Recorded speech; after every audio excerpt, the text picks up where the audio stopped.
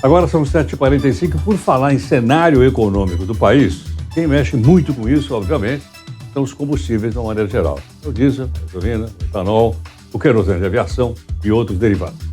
Para a gente poder entender um pouquinho o que aconteceu nesse momento, Pedro Rodrigues, que é diretor do Centro Brasileiro de Infraestrutura, aqui conosco. Pedro, muito obrigado por atender a Nova Brasil. Bom dia, Heródoto. Bom dia, Nova Brasil. É um prazer falar com todos vocês. Pedro, primeira pergunta de leigo. Por que o governo taxou as exportações de petróleo bruto do Brasil, hein? Olha, Heródoto, na verdade o governo ele taxou as exportações tentando resolver um problema fiscal.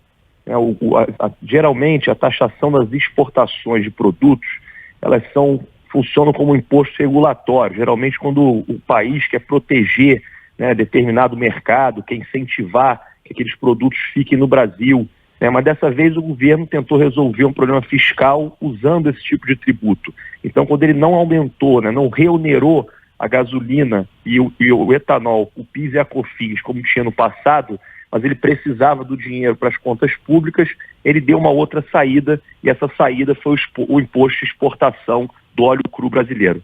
Agora, com isso, o óleo cru brasileiro perde competitividade no mercado mundial ou não? Olha, sem dúvida nenhuma, né? O mercado mundial de petróleo, como você bem colocou, ele é mundial. Então, se uma empresa ou um agente ele quer comprar petróleo brasileiro, ele tem outros lugares que ele também pode comprar petróleo. Então, se o petróleo brasileiro fica mais caro, significa que o nosso petróleo perde competitividade. Ou, pior ainda, significa que as empresas de petróleo que produzem petróleo no Brasil vão ter que internalizar esses custos, né? O que para elas é muito ruim. Isso gera insegurança jurídica para novos investimentos no futuro e, no final do dia, acaba prejudicando a economia brasileira, que sempre teve sucesso quando o assunto era exploração e produção de petróleo. Pedro, isso, vamos dizer assim, desestimula a participação de outras empresas nacionais ou internacionais no campo de petróleo para competir com a Petrobras? Olha, sem dúvida nenhuma, né? Vamos combinar que se o imposto for somente por 4 meses, esse desincentivo não é tão grande.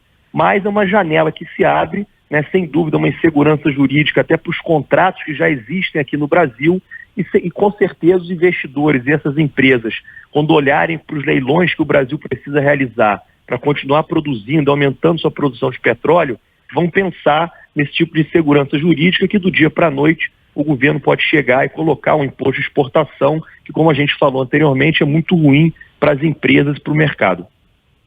Bom, e para o consumidor? Aparentemente, senão o consumidor ia ter que voltar a arcar com tudo. Ele vai arcar com uma parte da gasolina e praticamente são apenas 2 centavos do etanol. Isso vai fazer com que a pessoa, então, passe a usar mais etanol? Olha, depende, né? Na verdade, para o consumidor, o imposto de exportação pode ser até uma boa notícia, né? Porque no final ele não teve a reoneração do PIS e da COFINS total, né, no preço do produto na bomba. Mas no médio e longo prazo isso acaba sendo muito ruim, porque se a gente tem menos investimento no setor de petróleo, significa que a gente tem menos impostos, a gente tem menos royalties, né? A gente tem uma produção de petróleo que pode ficar menor por esse desincentivo das empresas virem para cá.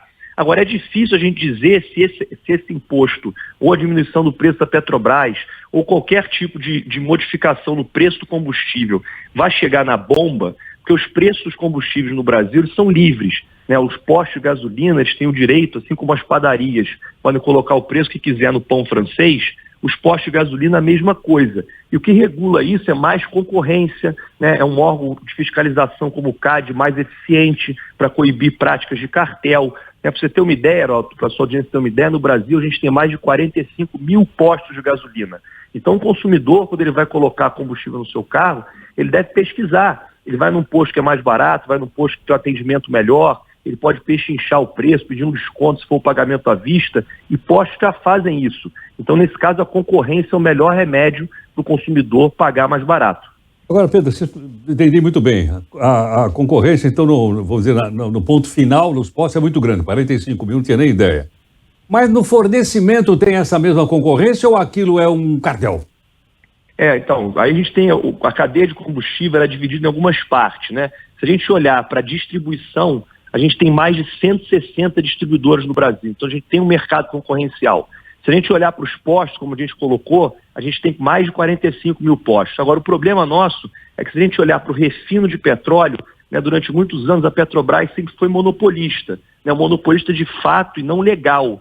Legalmente ela não deveria ser, mas de fato ela é, porque a gente nunca conseguiu no Brasil ter uma política pública de atração de empresas para que aumentasse o refino de petróleo no Brasil. Então hoje, depois dos desinvestimentos já feitos pela Petrobras, que hoje estão parados, né, segundo a nota do ministro de ontem, né, a gente já conseguiu vender e conseguiu atrair para o Brasil algo em torno de 20% da nossa produção de petróleo, da nossa produção de gasolina, do nosso refino, já está na mão do privado, mas 80% continua na mão da Petrobras e nós ainda somos importadores de derivados.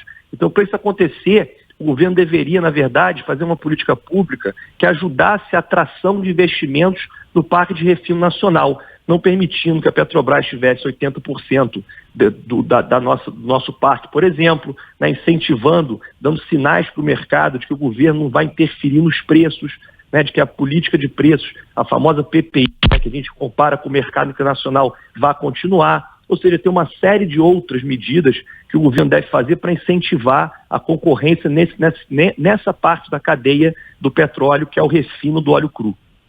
Pedro, posso dizer então que nesse patamar que você explicou para a gente, faltam refinarias? Faltam refinarias. O Brasil hoje, a gente poderia ter muito mais refinarias, né? Para você ter uma ideia, Heródoto, de comparação, os Estados Unidos têm 155 refinarias e o Brasil só tem 14. E por que isso aconteceu? Isso é falta de investimento. Durante muitos anos, a Petrobras ela foi monopolista nesses investimentos e desincentivou o agente privado a vir para cá. Para construir uma refinaria é necessário bilhões e bilhões de dólares em capex, né, em dinheiro, para começar esse negócio do zero. Então o investidor precisa ter muita segurança de que o país vai respeitar os contratos, né, de que os preços vão ser livres, né, que eles vão ter a liberdade de colocar o preço que quiser. Então, a partir do momento que a gente começa a ter esse desincentivo, né, o risco de controle de preços, né, a Petrobras dominante nesse mercado, a gente tem o desincentivo do investimento externo.